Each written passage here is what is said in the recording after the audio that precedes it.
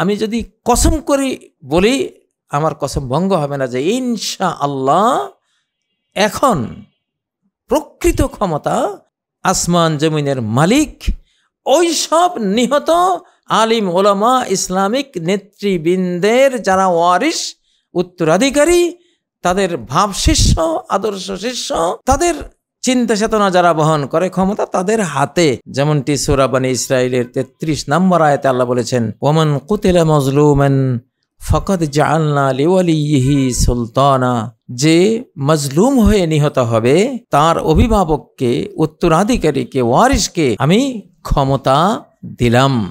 বাংলাদেশে এই যে অনেক বড় বড় ইসলামিক ব্যক্তিবর্গকে একেবারে জুলুম করে হত্যা করা হয়েছে।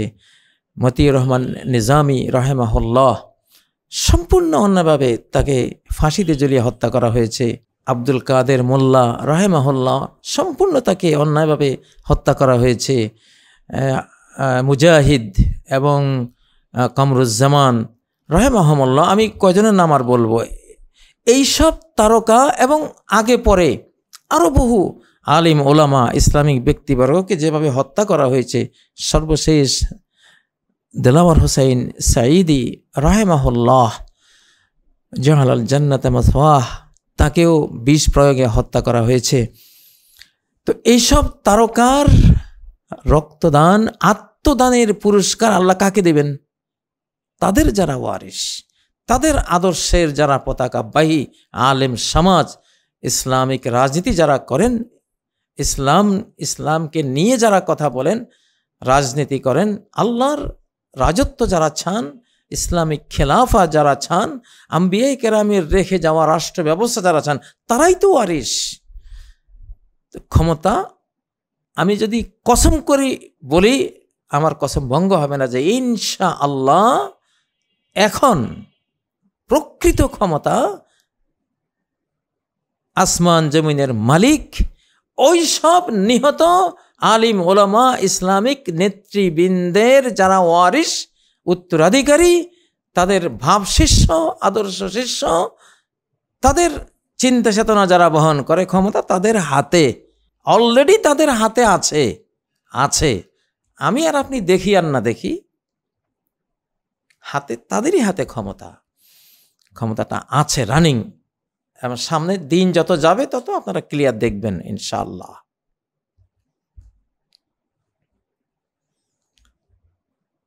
প্রিয় বন্ধুরা, আল্লাহ তাআলা যখন আলিম ওলামাদের সৌভাগ্যের চাকা ঘুরিয়ে দিয়েছেন তখন যোগ্যতা এসেই যাবে। আপনারা ভাবছেন আলেমরা দেশ চালাতে পারবে না? 2-10টা বাংলাদেশ চালানো কোনো ব্যাপার না, আমরা আসছি ইনশাল্লাহ। এইরকম 2-10টা বাংলাদেশ, 2-400 বাংলাদেশ আলেমরা জয়ও করবে, চালাবেও, এত সুন্দর চালাবে সামনে, যেটা নবীজি ভবিষ্যৎবাণী করে গেছেন, হাত্তা তারতাল উসুদ মাল ইবিল। এতটা শান্তি, এতটা সমৃদ্ধি, এতটা স্বাধীনতা, নিরাপত্তা দিয়ে তারা, এতটা মায়া দরদ দিয়ে, এতটা বরকতময় রহমতময় করে তারা দেশ শাসন করবে যে হাত্তা তারতাল উসুদ মাল ইবিল, সিংহরা উটের সাথে একসাথে থাকবে আর খাবে, আক্রমণ করবে না। কেন? আলিম ওলামারা দেশ চালাচ্ছে, শান্তির দেশ, শান্তির পৃথিবী, মায়া ভরা পৃথিবী, রহমত ভরা পৃথিবী। এখন অনাক্রমণের একটা পরিবেশ হয়ে গেছে, কেউ কাউকে আক্রমণ করবো না, অর্থাৎ সিংহরা পর্যন্ত শান্তিময় ইসলামের ছায়া চলে আসবে। অন্নেমারু মাআল বকর, টাইগাররা, রয়্যাল বেঙ্গল টাইগার, যে কোনো টাইগাররা গরুদের সাথে থাকবে, আক্রমণ করবে না। ওয়াযিআবু মাআল গনম, নেকড়ে বাঘেরা, ভেড়া, দুম্বা, ছাগলের পালে চড়বে, একসাথে আক্রমণ করবে না। ওরাও ঘাস খেয়েই জীবন ধারণ করবে, ওরা মাংস ভুজিয়া থাকবে না ইসলামের বরকতে।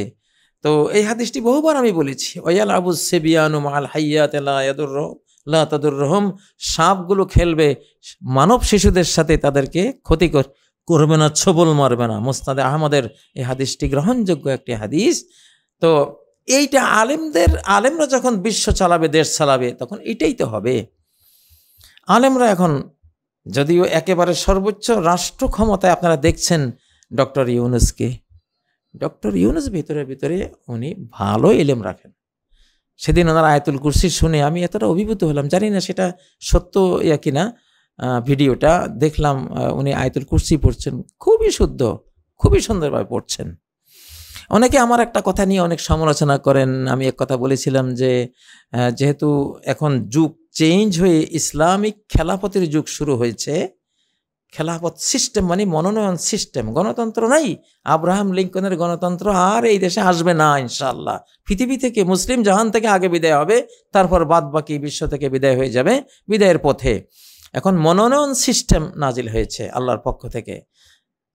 আল্লাহ তাআলা মনোনীত করেন ইসলামিক খেলাফতের যারা খলিফা হন তারা আহলুল হাল্লে ওয়াল আকদ, যারা বুদ্ধিমান, যারা জ্ঞানী, রাষ্ট্রের ডিপ স্টেট যারা রাষ্ট্রের চালায়, যারা মন্ত্রীবর্গ এবং বিজ্ঞজন যারা, তারা 5-6 জনে মিলে একটা প্যানেল করে একজনকে নির্বাচন করেন, উনি খলিফা হন। যেমন হযরত ওমরের প্যানেল ওসমানকে নির্বাচন করেছিল, আবার আবু বকর নিজেই ওমরকে নির্বাচন করেছিলেন। আবার নবী সাল্লাল্লাহু আলাইহি ওয়াসাল্লাম বলেছিলেন যে আল্লাহ এবং মুমিনরা আবু বকরকেই নির্বাচন করবে, হয়েছে তাই। এগুলো মনোনয়ন সিস্টেম। তো মনোনয়ন সিস্টেমে যারা আসে তাদেরকে গদিচ্যুত করা হারাম, নিষিদ্ধ, নিষিদ্ধ। মনোনয়ন সিস্টেমে যে খলিফারা আসে তাদেরকে গদিচ্যুত করা যায় না। একবারে স্পষ্ট সহিহাইনের হাদিস, বুখারী মুসলিমের হাদিস, ফাইন জাআ আখারু ইউনাজিউহু ফাকতুলুহু। একজন মনোনীত হওয়ার পরে অন্য কেউ যদি তার ক্ষমতা কেড়ে নিতে আসে, তাকে মৃত্যুদণ্ড দাও, ওই দ্বিতীয় ব্যক্তিকে, যে তার প্রথম যিনি মনোনীত হয়েছেন, পাওয়ার কেন্দ্রে দেশ পরিচালনার দায়িত্বপ্রাপ্ত হয়েছেন, তার যদি ক্ষমতাটা দ্বিতীয় কেউ এসে কেড়ে নিতে চায়, ফাকতুলু, তারে কতল করো, তারে হত্যা করো, তার জীবন নিয়ে নাও, কাইনান মান কান, ও কে হয় হোক, ও কে হয় হোক। তা এই জন্য, কারণ এরা তো মনোনীত সিস্টেমে আসে, এই জন্য এদেরকে গদিচ্যুত করা যায় না। এই জন্যই, এই কারণে হযরত ওসমান গদিচ্যুত করতে যারা এসেছিল, তিনি গদিচ্যুত হতে পারতেন, গদি ছেড়ে দিতে পারতেন, কিন্তু তিনি ছেড়ে দেননি, কারণ এটা অবৈধ। আমি কেন ছেড়ে দেব, জীবন দেব, ছেড়ে দেব না, ছেড়ে দেওয়ার সিস্টেম নাই। হযরত মুয়াবিয়াকেও নবীজি একবার বলেছিলেন, মুয়াবিয়া, আল্লাহ যদি তোমাকে কোনো জামা পরিয়ে দেয় তাহলে নিজে সেই জামা খুলে ফেলো না। এখানে জামা মানে খেলাফতের জামা, ক্ষমতার জামা। ক্ষমতার জামা যদি আল্লাহ তোমাকে পরান, মনোনয়ন সিস্টেমে যদি তুমি হও, তাহলে এটা তুমি খুলে ফেলো না। এই জন্য বলেছিলাম ওই কথা। অনেকে না বুঝে, খেলাফত সিস্টেম যারা বুঝে না, তারা এটা কেমন কথা, একজনকে ক্ষমতাচ্যুত করা যাবে না, না, এটা ক্ষমতাচ্যুত করা যাবে না। এর দ্বারা লাভের চেয়ে ক্ষতি হয় হাজার হাজার গুণ বেশি। ইসলামের জন্য এটা সিস্টেম নাই। হ্যাঁ, একজন মনোনীত ব্যক্তির বিরুদ্ধে জনগণ ব্যবস্থা নিতে পারে, কখন? হাত্তা তারাও কুফরান বাওয়াহান ইনদাকুম ফীহি মিনাল্লাহি বুরহান। সুস্পষ্ট তিনি যদি কোনো কুফরি করেন, ধর্মদ্রোহিতার কাজ করেন, সুস্পষ্ট দলিল তোমাদের কাছে থাকে, তার বিরুদ্ধে তোমরা অ্যাকশনে যেতে পারো, এছাড়া না। তো যাই হোক, ওই প্রসঙ্গে বলেছিলাম। তো এখন ইনশাআল্লাহ সামনে আমাদের জাতির যে অবস্থাটা আছে, আমরা যে মানের আছি, এখনকার যারা মনোনীত হবেন তারা সেই কাছাকাছি মানের হবে। খুব বেশি ডিফারেন্ট হলে এটা হয় না, বেখাপ্পা হয়, মিউচুয়াল হয় না, ম্যাচিং হয় না। তো সেজন্য আমরা যত, আমাদের স্কিল, আমাদের ইমান যত বাড়তে থাকবে, আমাদের এলম যত বাড়তে থাকবে, আমাদের প্র্যাকটিসিং, আমরা ইসলামের যে প্র্যাকটিসিং মুসলিম যত বেশি হতে থাকবো, তত আমাদের মনোনীত রাষ্ট্রপ্রধানরা আমাদের হারেই তাদের স্কিল বাড়তে থাকবে, তাদের ইমান বাড়তে থাকবে, তাদের এলম বাড়তে থাকবে, তাদের দ্বীনি ইমানি সেই মান সেইভাবে বাড়তে থাকবে। এটা এইভাবে এখন সাথে যত দিন যাবে দেখবেন তত বেশি আলিম উলামারাই ক্ষমতায় আসতে থাকবে। সামনে যদি একটা নির্বাচন দেন, ইনশাল্লাহ নির্বাচন সামনে নির্ধারণ হবে, ইনশাল্লাহ নির্ধারণে দেখবেন কারা আসছে। এখন আলেম মানে কি? আলেমরাই আসবে। আলেম মানে শুধু মাদ্রাসার যারা শিক্ষিত তারা না, একজন জেনারেল শিক্ষিত আলেম হতে পারে, ভালো, তিনি কোরআন পড়তে জানেন, আরবি জানেন, হাদিস পড়েন, মাসালা পড়েন, চর্চা করেন, তিনি একজন আলেম যার মধ্যে ইলম আছে। এখন তিনি মাদ্রাসায় পড়ে আলেম হন অথবা তিনি স্টাডি করে, অবশ্যই আলিম ওলামা শিষ্য তো হতে হবে, তিনি আলিম ওলামাদের সাথে মাদ্রাসার বাইরে সম্পর্ক রেখে তিনি জ্ঞান চর্চা করেছেন, জ্ঞান নিয়েছেন, তিনি তো আলেম। শার্ট প্যান্ট পরাও তো অনেক আলেম আছে, doctor Zakir Naik shirt pant পরাই তো, কিন্তু বিশ্ববিখ্যাত একজন আলেম তিনি। তো এইভাবেই আলেমরাই এখন ক্ষমতায় আসবে ইনশাল্লাহ, জালেমের দিন শেষ। এখন কেউ যদি ক্ষমতা চান, আপনি আলেম হন, আপনি ভালো হন। আমি কয়েকবার বলেছি আসলে এই কথাগুলো ফাইনাল চূড়ান্ত কথা, এগুলিকে হালকাভাবে নেওয়ার কোনো সুযোগ নাই। এগুলি কোরআন সুন্নাহর একেবারে সার নির্যাস থেকে এনে কথাগুলো বলা হচ্ছে। এখন কেউ ইন্না খায়রা মান ইস্তাজারাতাল কাউইয়ুল আমিন, কয়েকবার বলেছি, যার দক্ষতা আছে, আমানতদারি বিশ্বস্ততা আছে, জাতির সাথে খেয়ানত করবেন না, জাতির পয়সা মারবেন না, পয়সা চুরি করবেন না, সম্পদ চুরি করবেন না, জাতির স্বাধীনতা খেয়ানত করে আরেক জাতির হাতে তুলে দেবেন না, নিজের জাতিকে না দিয়ে আরেক জাতিকে এত কিছু দেবেন না যে সে জীবনে আপনাকে ভুলবে না, এই পর্যায়ে থাকবেন না।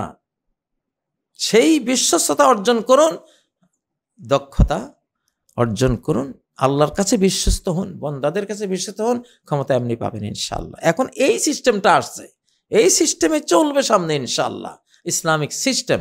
এই সিস্টেমে হযরতে ইমাম মাহদী আসবেন। আমি বহুবার বলেছি, ওনাকে কেউ ভোট দিতে হবে না, তার নিজের যোগ্যতা নিয়েই তিনি আসবেন এবং গোটা বিশ্ব মেনে নেবে। হযরতে ঈসা আলাইহিস সালামও এইভাবে আসবেন, পূর্ণ যোগ্যতা নিয়ে আসবেন, কারো ভোট দেওয়ার কোনো প্রয়োজন নেই। তার হাজার হাজার লাখ লাখ যেই মন্ত্রী পরিষদ বর্গ যারা আসবেন সবাই মনোনীত হবেন, মনোনয়ন সিস্টেমে আসবে। তো এটাই খিলাফা আলা মিনহাজিন নবুওয়া, নবী সাল্লাল্লাহু আলাইহি ওয়াসাল্লাম মুসনাদ আহমদ বর্ণিত এবং নাসিরুল আলবানী যে হাদিসটিকে সহিহ বলেছেন যে খিলাফাতুন আলা মিনহাজিন নবুওয়া, নবুয়তের স্টাইলের বিশ্ব শাসন পদ্ধতি আসবে, এসে গেছে আলহামদুলিল্লাহ, এটা শুরু হয়েছে। আচ্ছা, এখন এক অদৃশ্য কারণে বাংলাদেশ বিরোধী বা এই মনোনয়ন সিস্টেম বিরোধী, আমাদের বাংলাদেশের স্বাধীনতা বিরোধী, সমৃদ্ধি বিরোধী, বাংলাদেশে যে নতুন স্বাধীনতা অর্জন হয়েছে এর বিরোধী যত ষড়যন্ত্র হবে, একটা অদৃশ্য কারণে সব মার খাবে। আমরা তো সেই শুরু দিন থেকে বলছি এটা মার খাবেনই। আমার মনে হয় ইতিমধ্যে 150 বারের বেশি মার খেয়েছেন। যতবারই আপনারা ভেবেছেন, এখনো একটা প্রহেলিকার পেছনে, একটা মিথ্যা মরীচিকার পিছনে অনেকে ছুটে চলেছেন যে এই তো আমরা আসছি, এই তো ক্ষমতার পট পরিবর্তন হবে। অসম্ভব কথা, অসম্ভব কথা। কোরআনের বাণী কখনো এটা অবাস্তব হয় না। অনুরিদু আন নামুন্না আলাল্লাযিনা ইসতুদঈফু ফিল আরদ, আমার এরাদা, আমার পরিকল্পনা, আল্লাহ বলছেন আমার পরিকল্পনা, আমার সিদ্ধান্ত, আমার প্রোগ্রাম। কি প্রোগ্রাম, কি পরিকল্পনা, কি সিদ্ধান্ত? যে যাদেরকে উস্তুদঈফু, ইস্তেদাফ মানে ইচ্ছে করে যাদেরকে হীনবল করে রাখা হয়, দাবিয়ে রাখা হয়, চাপিয়ে রাখা হয়, যেখানে যাকে চাপিয়ে রাখা হয়, আমার একটা পরিকল্পনা তাকে উদ্ধার করে, তাকে ওই চাপা পড়ার অবস্থা থেকে তাকে তুলে আনে, সবার ঊর্ধ্বে তুলে দেয় আমার পরিকল্পনা। কত জমিদার তার যে প্রজাদেরকে দাবিয়ে চাপিয়ে রেখেছিল, আল্লাহর এই আয়াত তার এই পরিকল্পনা এসে জমিদারকে অতল তলে তলিয়ে দিয়েছে, তার নিষ্পেষিত চাপা পড়া প্রজাগুলোকে ঊর্ধ্বে তুলে এনেছে, তারা মালিক হয়ে গেছে, ও বঞ্চিত হয়ে গেছে।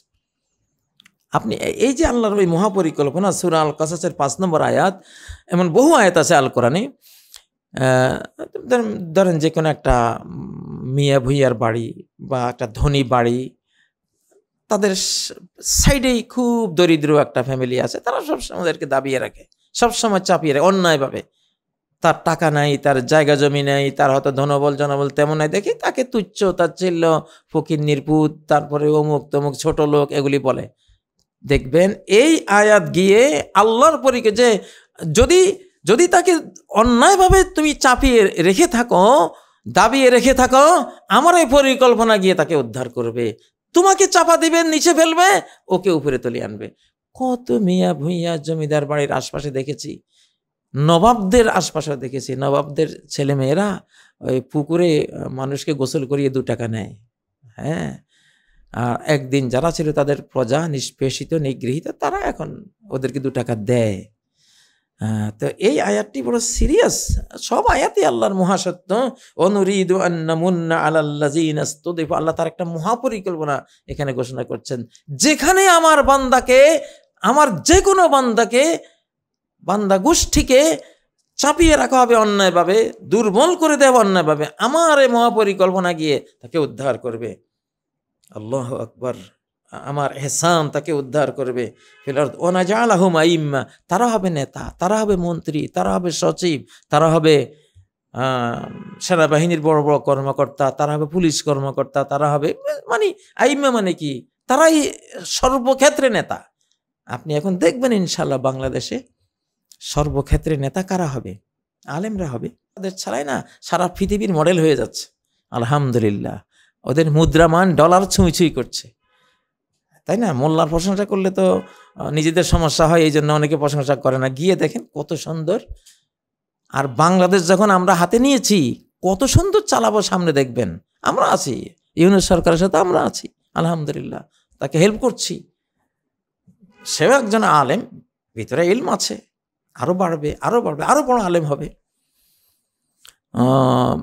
তো অনেকেই তো বলবেন যে একজন সুদখোর। আরে বাবা, সুদখোর তার অতীত ইতিহাস। মানুষ তো তওবা করে, ইস্তেগফার করে, বা তার সাথে এই সুদি কাজ কারবারে কতটা সম্পর্ক ছিল সুনির্দিষ্টভাবে কি আমি জানি না, শোনা কথা। যাই হোক, আমরা দোয়া করি একজন মানুষ হাজার কোটি অপরাধ করলেও আল্লাহর এক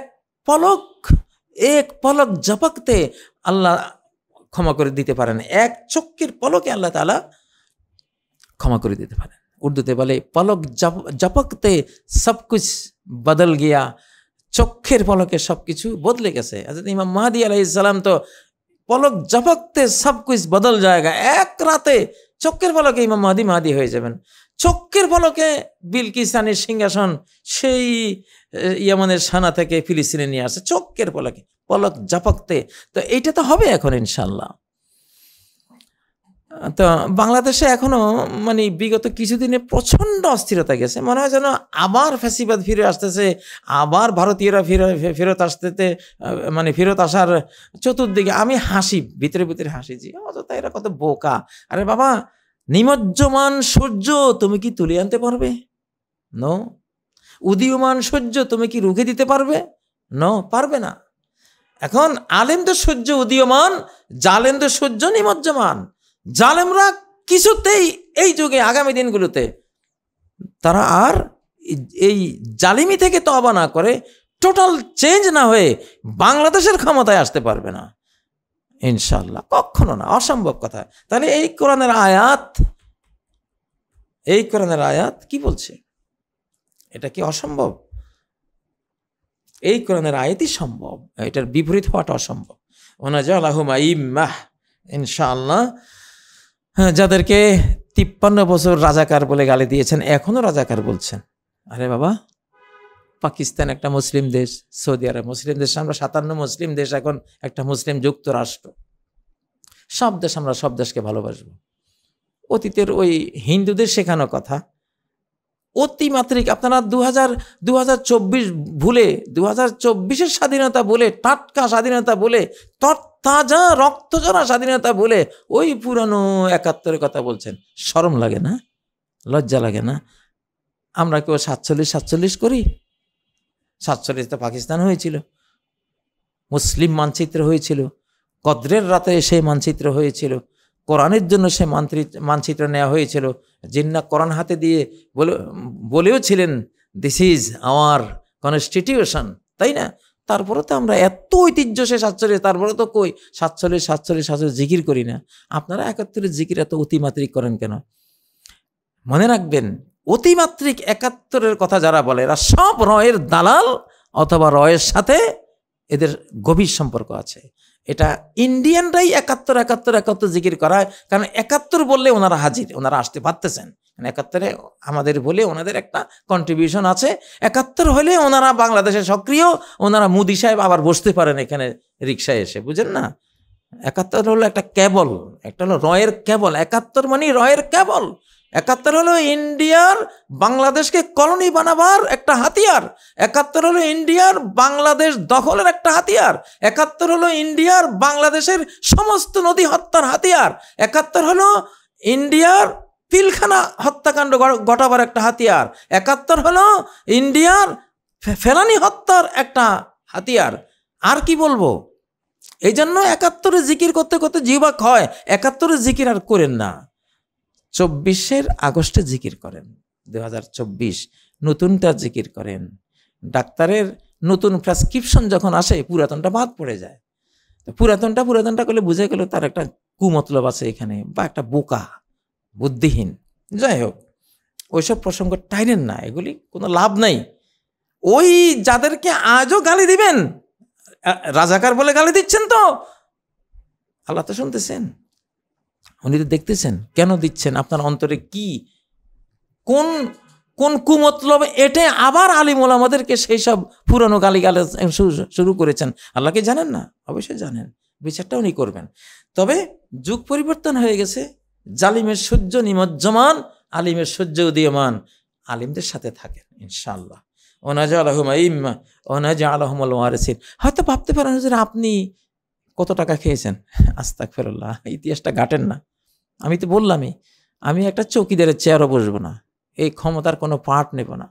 আমি সারা জীবন চেয়ার থেকে দূরে ছিলাম, নিজে 15টা মাদ্রাসা করিয়েও চেয়ারে বসি নেই, 6000 মক্তব ভোরের মাদ্রাসা করিয়েও কোনো চেয়ারে বসে নেই। কত কত স্টুডিও বানিয়েছি, কত মিডিয়ার জগতে আজকে 25টা বছর খেদমত দিয়েছি, 40টা বছর মাদ্রাসায় খেদমত করেছি, কত মাদ্রাসা বানিয়েছি। কেউ কি বলতে পারবেন যে একটা চেয়ারের জন্য আপনি এটা করেছেন ওটা করেছেন? পারবেন না, আজও পারবেন না, আজও পারবেন না। আমি ভালোবাসি কারে? আমি ইমাম খোমেনি, হয়তো অন্য শিয়া ছিলেন এই জন্য, কিন্তু ওনার এই জিনিসটা নেতৃত্ব আমার খুব ভালো লাগে, খোমেনি টাইপের। বাস কোনো ক্ষমতায় যাব না, কিন্তু দিশা দেব, জাতিকে দিশা দেব। ওই টাইপটা আমি শিশুকাল থেকে চর্চা করি, ওই রকম একটা শাইখুল ইসলামে যারা কোনোদিন ক্ষমতার চেয়ারে বসেন নাই, কিন্তু জাতিকে অনেক রাস্তা দেখিয়ে গেছেন। আমার কাছে সেটা ভালো লাগে, আল্লাহ আমার কাছে ওইটাকে প্রিয় করে দিয়েছেন। আমি ওই টাইপের একটা মানুষ। কোনো চেয়ারের লোভ, 1 টাকা, এই যে এই সরকারের পক্ষে তো আমি অনেক কথা বলেছি, আপনারা হয়তো ভাববেন যে সরকার কি দিয়েছে, ঘোড়ার ডিম। আপনি দেখেন তো খুঁজে, সরকার একটা অশ্বডিম্ব আমি সরকার থেকে নিয়েছি কিনা? ইনশাল্লাহ কেউ প্রমাণ করতে পারবেন না, কোথাও নাই। যেটা অবাস্তব প্রমাণ করবেন কোত্থেকে? এক দরবেশের ঘরে চোর ঢুকছে, তো চোর অন্ধকারে ঢুকে খোঁজাখুঁজি করতেছে। দরবেশ সাহেব তো জিকির করতেছে, দরবেশ মানুষ তো, আল্লাহওয়ালা মানুষ, উনি তো ওনার চোর মনে করেছে উনি গভীর ঘুমে আচ্ছন্ন, আসলে উনি আল্লাহ জিকিরে মত্ত। তো চোরের মানে হাতাহাতি দেখে খালি হাতড়াচ্ছে আর খুঁজতেছে। তো উনি চোরের প্রতি একটা দয়া হলো, বললেন আচ্ছা, হঠাৎ করে বলে উঠলেন, আমি দিনের আলোতে এই ঘরে কিছু খুঁজি পাই না, তুই রাতের আঁধারে কি খুঁজি পাবি এখানে? চোর উঠে দিছে তো, মানে আমি এখানে দিনের আলোতে আমি কিছু খুঁজি পাই না, আমার ঘরে তো কিছুই নেই, তা আমি তো আমার কাছে কিছু খুঁজি পাই না, আর আপনারা কই খুঁজি পাবেন যে কাজী সাহেব সরকার কি দিয়েছে আমাকে? আমি তো জানি না, দেবে কোত্থেকে? হ্যাঁ, সরকার কেন, যেই কেউ একটা সত্য কথা বলুক, সত্য কাজ করুক, বা তার একটা কিছু ঘটুক সত্য যেটা আমি কোরআন থেকে জানতে পারছি, আমি তার পক্ষে কথা বলবো। এটা আমার নিয়ম, এটা আমার দায়িত্ব, আমার কর্তব্য। আমি সেই জন্য বলি, কোনো ক্ষমতার লোভ, ক্ষমতার চেয়ার, একটা চৌকিদার চেয়ারও আমার দরকার নেই, আমি বসবো না। আপনি দিলেও লাভ হবে না, আমি নেব না। আমি সারা জীবন এইভাবে, আমার আল্লাহ আমাকে এখানে এগুলির জন্য আমাকে দায়িত্ব দেন নাই, আলহামদুলিল্লাহ। অনাজালাহুম আইম্মা, আপনাদের অনেকের কষ্ট আমি দেখছি, অনেকে স্বপ্ন দেখছেন যে আমরা আবার ফিরে আসতেছি বাংলাদেশে। এগুলি প্রহেলিকা, মরিচিকার পিছনে ছুটছেন, দরকার নেই। আপনারা ছুটবেন এখন কাদের সূর্য উদীয়মান, তাদের সাথে, তাদের আদর্শ নেন, কোরআন নেন, আল্লাহ রাসূল নেন, যে হ্যাঁ এখন আমরা যুগ চেঞ্জ হয়ে গেছে, আমরা এই দিকে আছি। বলেছিলাম না, ইহুদি জাতি ইসরায়েল অভিশপ্ত, এবং যে হিন্দুত্ববাদীরা মুসলিম হত্যা করে এরা অভিশপ্ত, এদের উপরে অভিশাপ পড়েছে সূরা আন-নিসা 93 নম্বর আয়াতের অভিশাপ, মুমিন হত্যার অভিশাপ। অভিশপ্ত এদের সাথে যে বন্ধুত্ব করবে ওর উপরে অভিশাপ আসবে, ওর ব্যবসা ধ্বংস হবে, ওর দেশের শান্তি ধ্বংস হবে, ওর ওর ওর উন্নতি অবনতিতে রূপান্তরিত হবে। দেখতে পাচ্ছেন না? দেখতে পাচ্ছেন তো? একটু নজর বুলালে দেখবেন এসব অভিশপ্ত জাতিকে হেল্প করতে যাবেন না বাংলাদেশে বসে, তারা আবার ফেরত আসবে কোশ্চিনকালেও না। হয়তো একটা সংঘাত বাঁধাতে পারবে, রক্ত ঝরবে, কিন্তু আসতে পারবে না। রক্ত ঝরিয়ে লাভ কি হবে? রক্ত ঝরলে আমরা জান্নাতে যাব, ওরা জাহান্নামে যাবে। লাভ হলে এতটুকু হবে, কিন্তু ক্ষমতায় আসতে পারবে না, এটা নাই। ওয়ানাজআলহুমুল ওয়ারিসিন, যাদেরকে এতদিন দুর্বল করে রাখা হয়েছে তাদেরকে আমি ওয়ারিস বানাবো, উত্তরাধিকারী বানাবো, দেশ তাদের হাতে তুলে দেব। আল্লাহ দিয়েছেন অলরেডি। অনুমাক্কিনা লাহুম ফিল আরদ, এবং জমিনে আমি তাদেরকে ক্ষমতায় অধিষ্ঠিত করব, ক্ষমতা তাদের হাতে থাকবে ইনশাআল্লাহ। তারা যা বলবে তা হবে।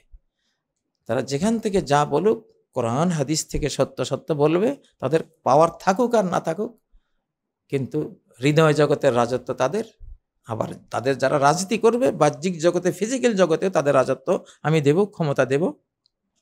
আর অনুরিয়া ফিরআউন ওয়া হামান ওয়া জুনুদাহুম মিনহুম মা কানু ইয়াহজারুন, ফিরআউন হামান তাদের সৈন্যরা যে আশঙ্কা করত যে এদেরকে দাবিয়ে ছাপিয়ে না রাখলে তো এরা ক্ষমতা নিয়ে নেবে, সেই আশঙ্কা আমি চোখে দেখাবো। ওই আশঙ্কার বিষয়টা সত্য বানিয়ে ওদেরকে ক্ষমতায় বসিয়ে ফেরাউন, যুগে যুগে ফেরাউন হামানদের এবং তাদের বাহিনীদেরকে আমি দেখাবো যে দেখ আমি কি পারি। যাদেরকে ছাপিয়ে রেখেছিস, দাবিয়ে রেখেছিস, আমি তোদেরকে দাবিয়ে দিয়ে তাদেরকে এখন ভাসিয়ে দিয়েছি, ঊর্ধ্বে তুলে এনেছি। আল্লাহ এটা করবেন। এটি সূরা আল কাসাসের 5 এবং 6 নম্বর আয়াত। আজকে আর লম্বা করব না, অযথা বাংলাদেশে অনেক অশান্তি অনেকে সৃষ্টি করার চেষ্টা করছেন। আগামী কিছু একটা উনি ভাবছেন যে এটা হয়তো হবে না, হবে না। অতএব ওই রং রোডে যাবেন না, ভুল রোডে যাবেন না, শুদ্ধ সঠিক রোডে আসেন, সফলতা রোডে আসেন। আলেমের সূর্য উদীয়মান, আলেমের সাথে থাকেন। জালেমের সূর্য নিমজ্জমান, জালেমকে বর্জন করেন। যে কোনো জালেম, যে কোনো ফাসিবাদী, যে কোনো হিন্দুত্ববাদী, যে কোনো আল্লাহ বিদ্বেষী, যে কোনো ইসলাম বিদ্বেষী, যে কোনো কোরআন এবং নবীর আদর্শ বিদ্বেষীকে বর্জন করুন, তাহলে কিছু পাবেন।